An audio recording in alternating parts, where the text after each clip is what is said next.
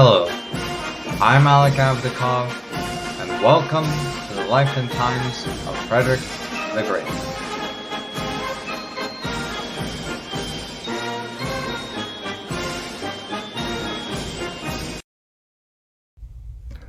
On today's episode, we once again depart from the scripted narrative to have a discussion with a guest who is outside what you would normally think would be on this type of podcast.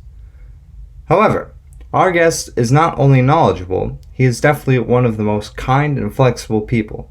By flexible, I mean with his time. Seriously, if you know about Murphy's Law, anything that can go wrong will go wrong, is somewhat prophetic for the production of this episode. It went through me mistaking the time difference to audio production errors that I didn't have time to get into right now, and it was a bit of a mess on my part to actually create this whole episode. So I am personally apologizing to our guest that it was such a time actually creating this episode. Despite all of that, here is our episode. Our guest is somewhat of a rising phenom in Instagram and has made a career of doing something I could only dream of. He is a tour guide of the Berlin and Potsdam area. In historical education, it is not only important to read, or in this case, listen to history that is important to humanity. It is also important to actually go there and visit the places for yourself. That is why I invited Jonny Whitlam, tour guide extraordinaire, to speak on this podcast. He is a heck of a guy, and I really appreciate his time. Also, here's a reminder to you all that the best way to support this podcast is through Patreon. And I want to thank all of the people who support me, especially Steve, who gave me a book at the 7 Years War Convention.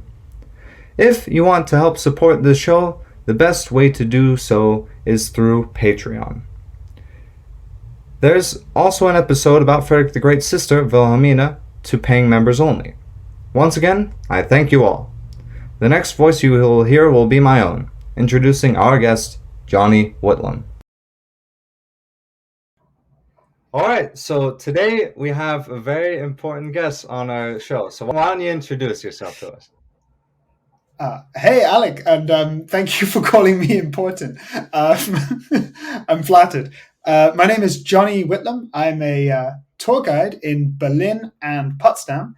And yeah, I'm excited to talk to you about something that's a bit different for your show, rather than focus just on history, but talk about visiting Potsdam today. Absolutely. So this is actually one of the reasons why I wanted to have you on the show. It's because you provide a different perspective than most classically trained historians do. You have actual boots on the ground experience in Potsdam. So how did you get interested in history and being a tour guide in general? Yeah, so my interest in history actually started a bit later, I guess. So I'm 34, but I got interested in history really during university because I had a mean teacher at school. And so I dropped the subject when I was 14. I'm laughing just because I remember my dad once did my sister's homework for his class, and my dad got a D when my sister was 11 years old. My dad is very smart, certainly smarter than an 11-year-old, I can tell you that. And so, yeah, nobody liked him. And so what sparked my interest in history was in my second year of university as an undergraduate at Newcastle studying politics, was a class, East German Socialism, from a former East German citizen, which 19-year-old me who thought, okay, this is quite interesting, but 34-year-old me thinks like, oh man, I should have asked this woman more questions and stayed in touch, and wow. And so that sparked an interest in history of East Germany and Berlin. And I came to Berlin a couple of years later, kind of for fun, really. I was just traveling and I thought, hey, Berlin will be fun. And it was really fun. And so I just finished university. I was looking for a job. I applied to be a tour guide, and a company with a certain reputation said, you can be a guide if you work Christmas Day and New Year's Eve and stuff like that. And I was like, okay. And so I hopped on a plane and moved here, such as it was in the European Union when one could do that. I'm a German citizen now. It's all good. But yeah, I became a tour guide after living in Berlin for a whole 6 weeks,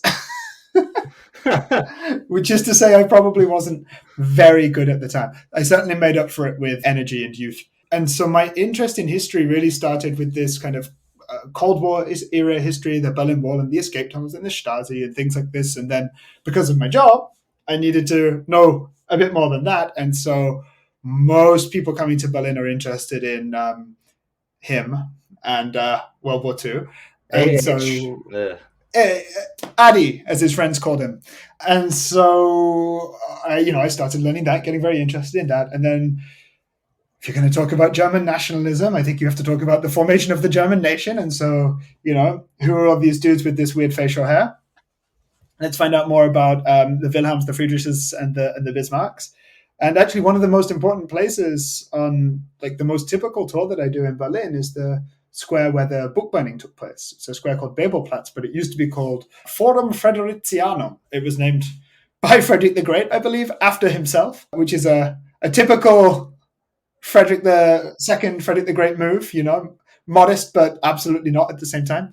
And I think one of the hurdles I have when talking about that period of history is basically trying to get people interested in it, because it's far back enough that when you see pictures of these people, they're not photographs, they're paintings, and they essentially look like they're wearing costumes, right? It's kind of the clothes we would never wear or think about.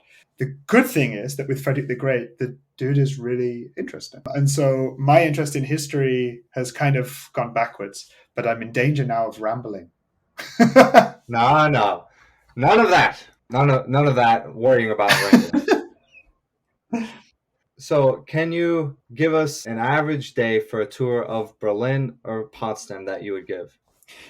Yeah, I can. So, obviously we're not really focusing on Berlin today, but just to say that what most people do is they'll see the Reichstag, the Brandenburg Gate, the Berlin Wall, the Holocaust Memorial, Museum Island. And Museum Island is this kind of center of royal Berlin. And quite typically for a German city, there's some old buildings, there's some copies of old buildings, there's a whole kind of mix of things there. But yeah, one of the oldest buildings of Berlin does go back to 1705. So what year was Frederick the Great born? Was it 1712, right? So even back before him, to the time of his weird grandfather and father. And so they're all weird. Anyway. All Hohenzollerns are weird. You cannot argue. Frederick William III, sorry. Oh? He seemed all right. Yeah, you got... Yeah, you're right. Yeah. You're right. Yeah, we'll give him a chance. Anyways. We'll give him the benefit of the doubt. Yeah. So it's mostly people that are staying longer in Berlin, so that will go to Potsdam, because it will take a whole day. It's only 30 to 40 minutes away, depending on which train you get. And it really is like a different world. I think there's a reason why all of the various Prussian kings over the years, going all the way to Wilhelm II, right, that, Potsdam is a place where they can relax and where things are very pretty. And Berlin is not a beautiful city now. And that's mostly because of the war and, there's cheap architecture in its place and so on. But even if you go back before the war, Berlin's a big manufacturing city. It's a big, loud, dirty, full place. One of the most crowded places in the world before the Nazis took over.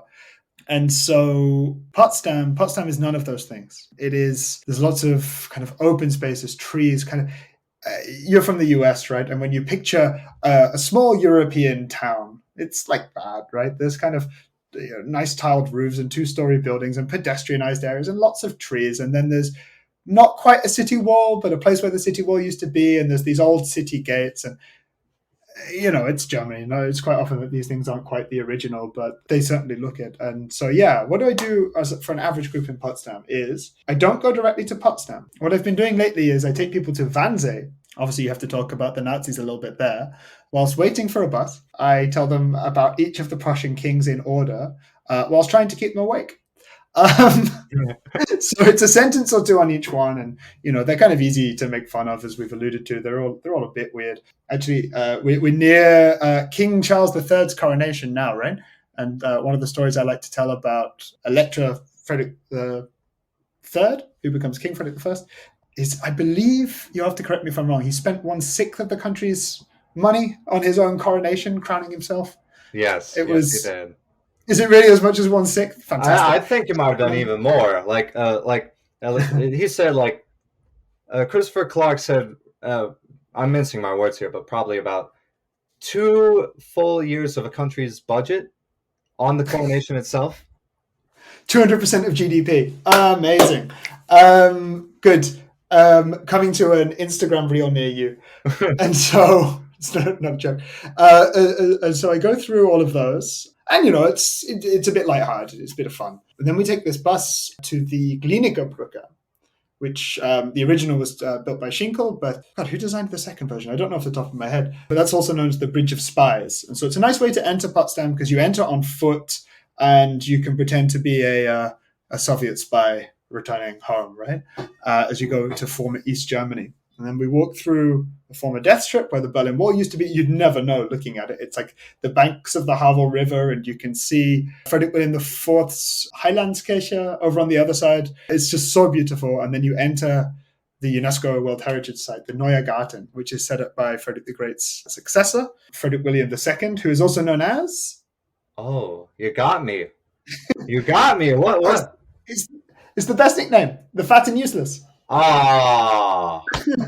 Der dicke Ludejan. And so, yeah, that's actually probably, it's the most recent Hohenzollern history there, right? That's where the Sicilienhof Palace is, which as a Brit showing people this British style palace, I'm like, yeah, we've got those.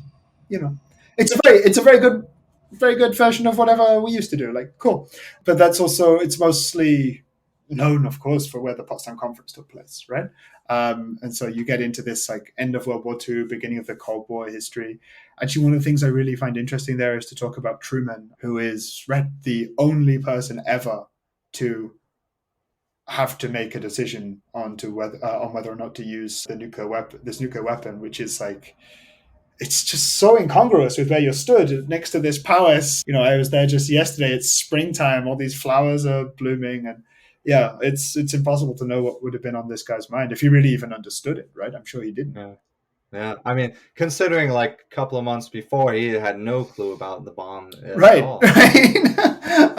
Yeah, it's this guy's first 6 months on the job, right? Hey, hang out with this dude Stalin. Also, don't let him know that you could kill everyone on the planet. Bye. God, I don't know if history's been nice or not to this guy, but I mean, that's just a level of power and decision making that's never been seen before or since, I think, in terms of its magnitude. And so, yeah, we spend a bit of time there, stop for ice cream.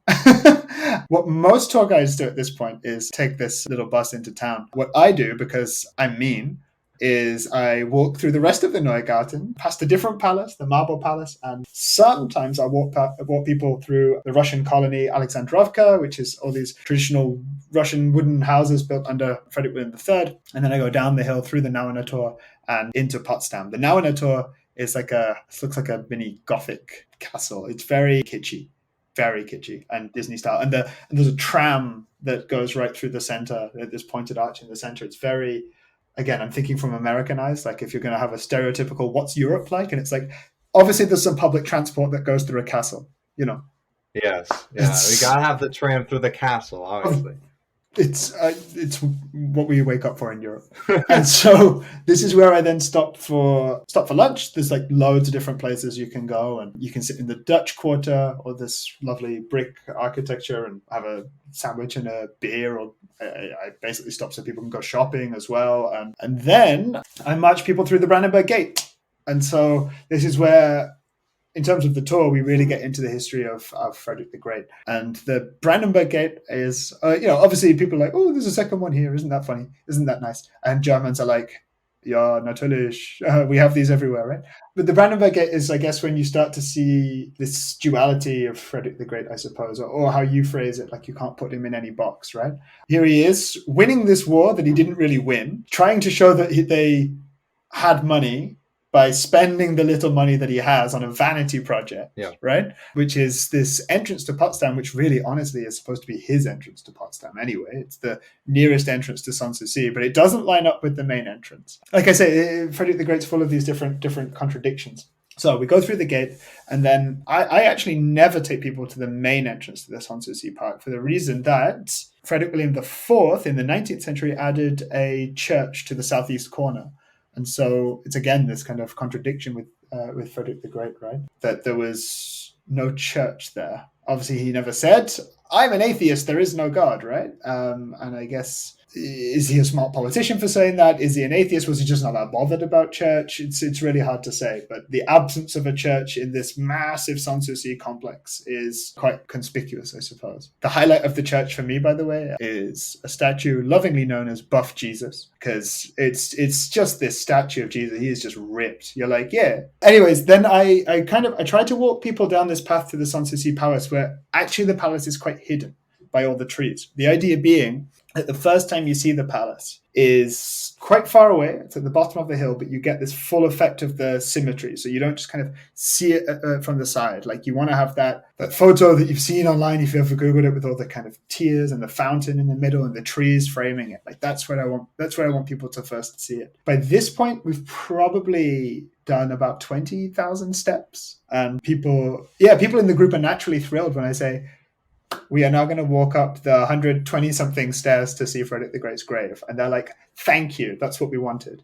Yeah. It's a real gift. And actually, the tour quite often attracts an older crowd. So it is something to kind of be aware of, right? That you've got to ask people if they have any mobility issues, or will do after 20,000 steps. Like one of the guys I was with yesterday had just had a knee replacement, I guess a year ago, but I mean, his knee is made of steel, but it was quite cold, and he wasn't so thrilled by going up the stairs. But he was like, "We're going to do it. I want to see the grave." So that's all good. And so we get up to the top, at the top of the hill. Do you know this? That's the top of the axis of wisdom. Yeah. So there are two axes in the park.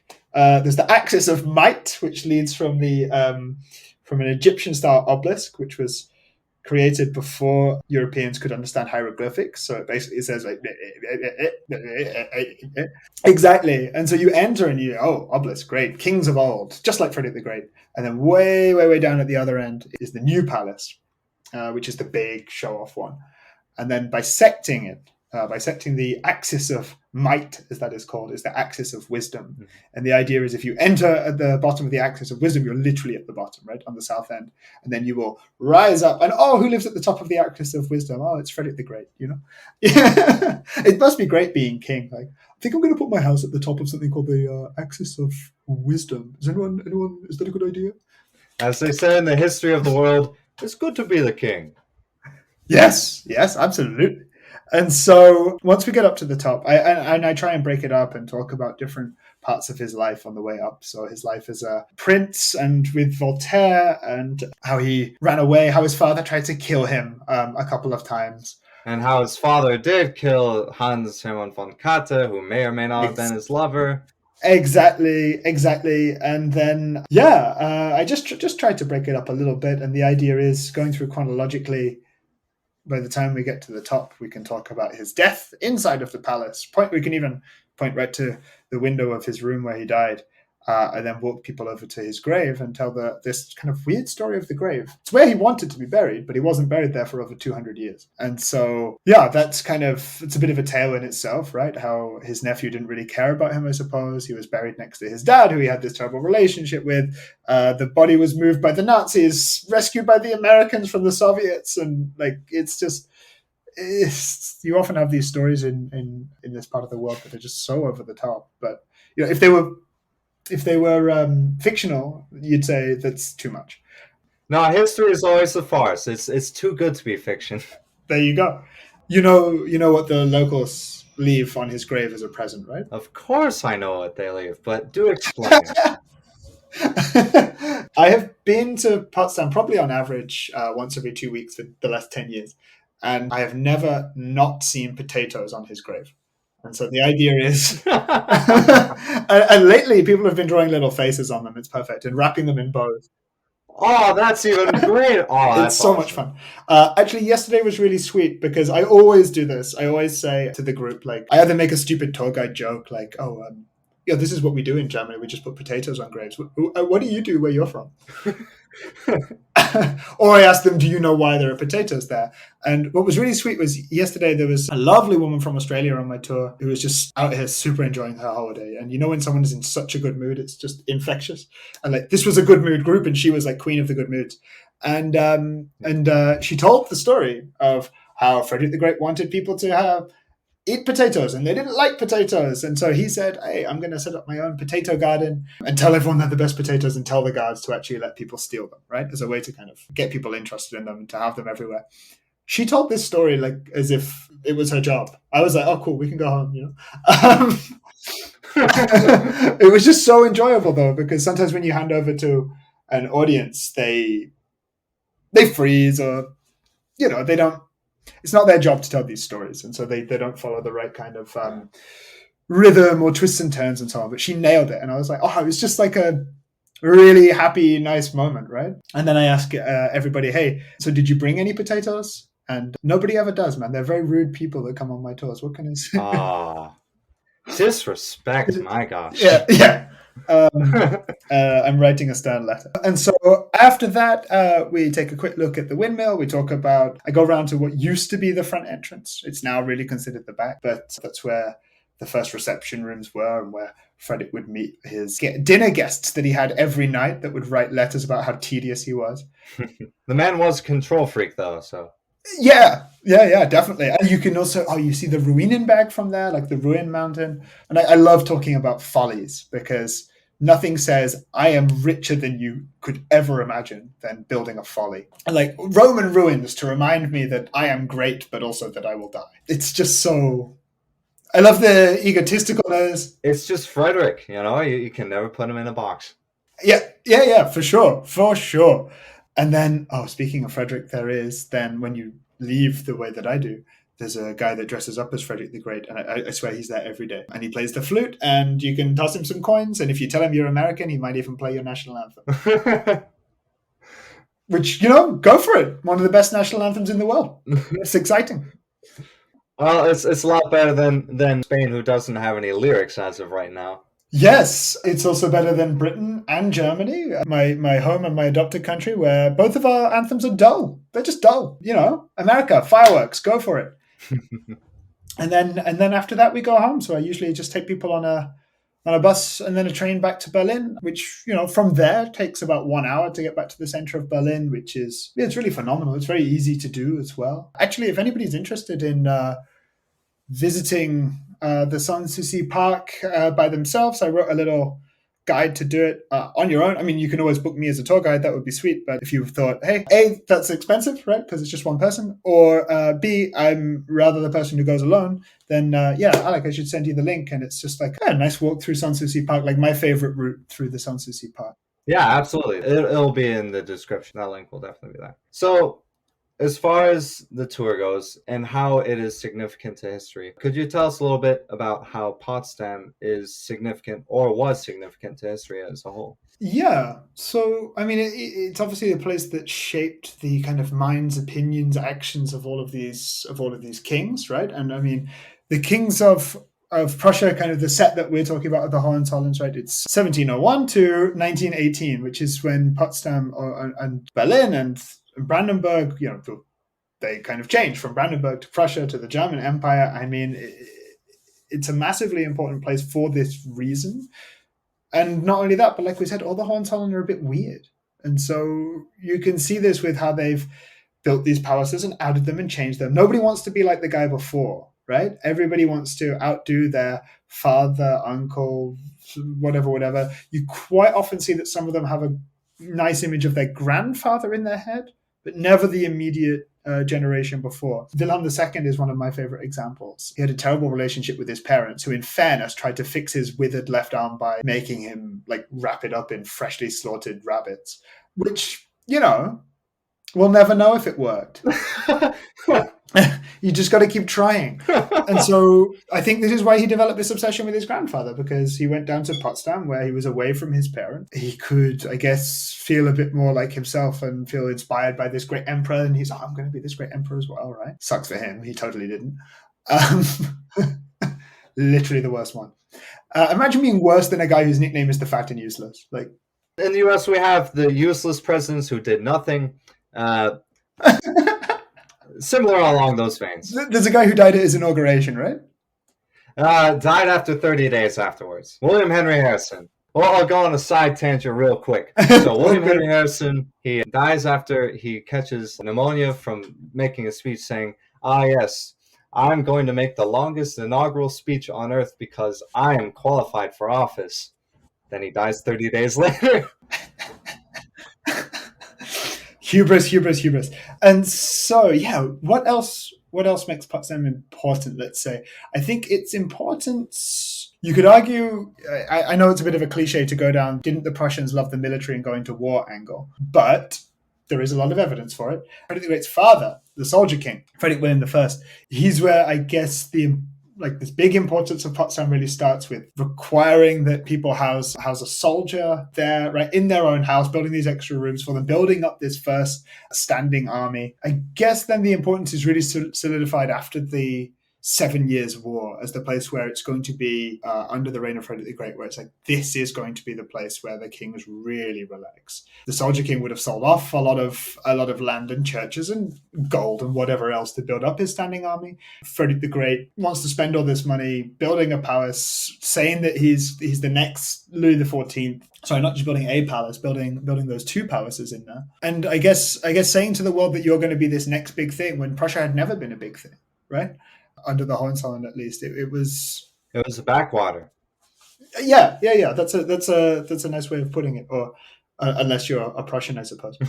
But we can see then that, I mean, he did really achieve his aim, right, of putting Prussia on the map, putting himself on the map. We can see that after his death, not long after, 20, 30 years after, when Napoleon shows up. And Napoleon presumably comes to put potatoes on his grave. But the story is, right, that Napoleon goes to his grave and says, hey, if this guy was still alive, I wouldn't have won this war, right? I wouldn't be here. And I mean, I don't think Napoleon is known for his modesty. No. Considering one of his greatest things was the Arc de Triomphe, this huge, gigantic, massive arch proclaiming, yeah. I've never visited his tomb, but I would like to. It looks very over the top. I think it's also a little known fact that Germany's declaration for World War I was signed the Sanssouci Park as well, in the Neues Palais, the new palace, which again, we go back to Wilhelm II. He loved the new palace. When he came to power, so his father died of throat cancer after 99 days on the throne. I think the first thing he did was kick his mum out. His mum had to run away, right? Because she was worried that because he didn't like her very much, because she was mean to him, she was going to be arrested. And so you see this kind of, again, this massive change. I think people look back at Wilhelm II's father and wonder what could have been, right? He was certainly a lot more liberal, certainly very much inspired by his wife and her family, the British royal family, and wanted to bring in reforms that probably would have given the royal family less power, whereas his son, Wilhelm II, had been traipsing around after his grandfather, Wilhelm I. And, you can again see, like, anything built at the time of Wilhelm II that we still have in Berlin is so big and so gaudy and so over-decorated. And you can see that's the kind of person he wanted to be. I always describe him quite sadly as having a lot of ambition and not a lot of talent. But yeah, he then signed the World War I declaration there and then ran away from there as well, right? That's where he loaded up his train carriages. What is it? How many? Do you know how many it is? I don't know off the top of my head. Off the top of my head, I think it's 20. Oh. And, he had entire cars in there and art and gold and furniture, and he, runs away, right? He didn't run away with all that stuff in November 9th. He was actually allowed to come back and then do it. But yeah. And so you do have these kind of big moments in world history that happen in Potsdam. But at the same time, it's a small, quaint, pretty town, right? Where you can stop and eat strawberries and it's nice. And so I guess I like that mix of things. As a tour guide, what I don't like to ever do, especially as a tourist, is we rubbed this bit of the statue for good luck, because that actually means you don't have a story, right? It's just no, there's story off the brims with Potsdam. Yeah, absolutely. It's not quite relevant for your podcast, but there's a whole thing we didn't even mention, which is the Soviet Forbidden City next to Sicilienhof, where they sectioned off a part of Potsdam, and it operated like the Soviet Union. There was a school there. They raised the flag, sang the Soviet anthem. They had a KGB prison, which I guess if the Stasi were handing you over to the KGB, you were really going on holiday, this is crazy to me for such a small town. I guess in English we wouldn't even call it a city. Don't get angry at me, Potsdammers. You clearly haven't been to rural Ohio then. It's sadly not made it onto my list yet. So, for the final question, could you give us a little bit of insider knowledge where the best place to eat in Potsdam or Berlin is? So, Berlin, man, that's going to be a whole other thing. There's like almost 4 million people here in Berlin. Let's say my favorite restaurant is called Heuberger, Heuberger.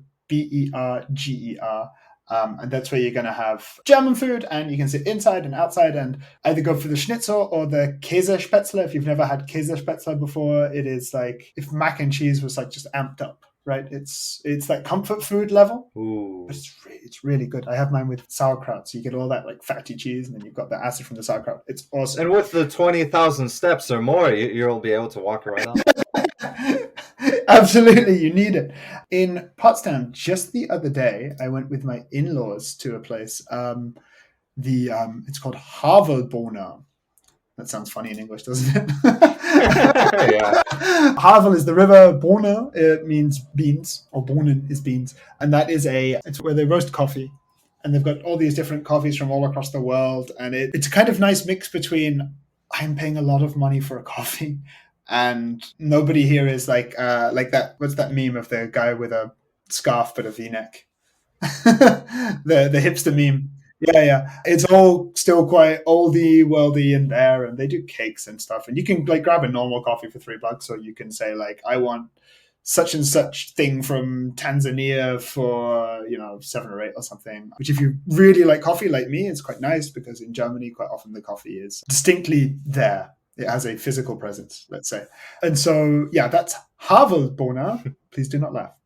Another cool place to go is called Alexandrovka, which is in this former, what's called Russian colony, where there's this really nice architecture, these traditional wooden houses. Alexandrovka, there is, of these 12 houses that were given to these former prisoners of war, one of them is still owned by the original family, actually, the Grigorievs, and one of them is a restaurant which has these creepy statues out in the garden of like from Russian fairy tales, including Baba Yaga. Oh, I know Baba Yaga. Exactly. If you grew up in East Europe, then you were scared of Baba Yaga, because she's this evil witch that will come and punish you. Yeah. Then there's another place next to the Sicilienhof Palace, which is called the Meierei, which is the old royal dairy. They've got a quite fancy restaurant where you can go sit inside, or if you're a peasant like me, you can go out to the back and have a sausage and a beer, and they brew the beer on site, and you sit by the river, and it's really beautiful. There's another one with a royal connection, actually, is the Kongsnes. I hope I pronounced that right.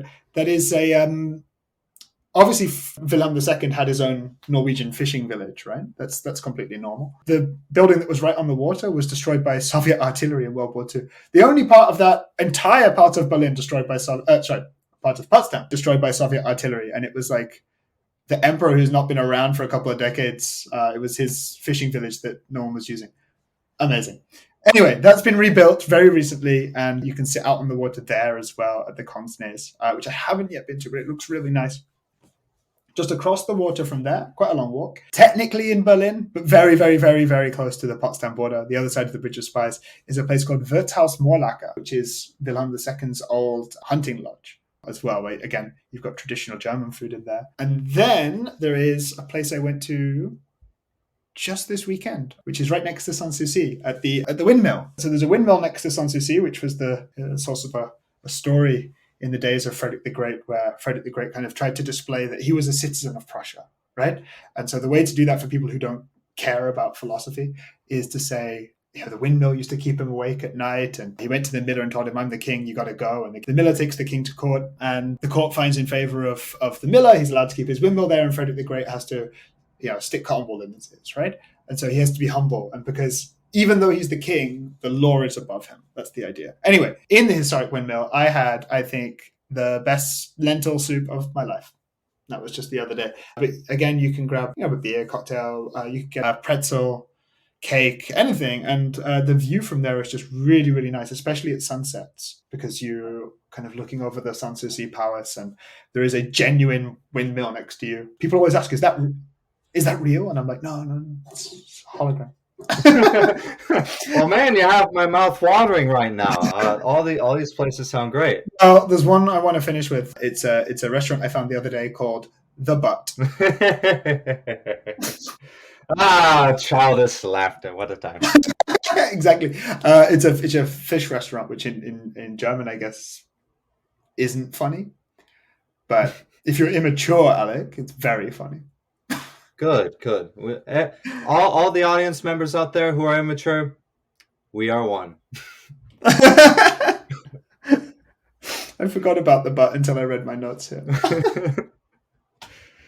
Well, thank you so much for being on the show. Is there any parting wisdom you would like to speak to us for the last little bit? Any parting wisdom? Oh my goodness. If you do decide to make a holiday to Berlin, do book that extra day to go to Potsdam. Absolutely. I feel like it's a very under visited place. Actually, I know that it is. I used to work in management at a tour company, and it's got to be, I don't know, 2% of our customers that even went there.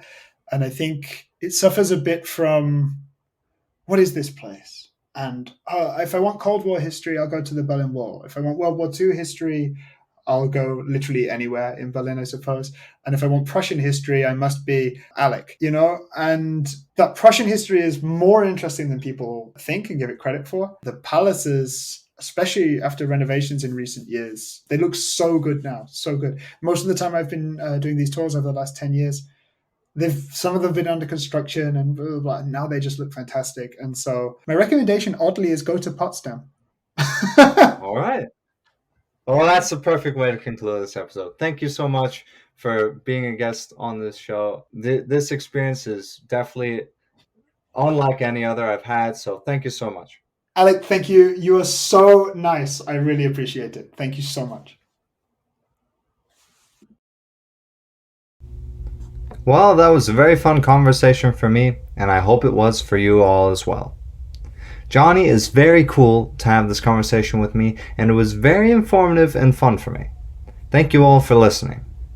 I have a few links for you to check in the description if you are interested in visiting Potsdam or Berlin and booking Jonny. If you're in the area, please check him out. Thank you all for listening. To conclude today's episode, I will say to you all, Ich bin kein Berliner.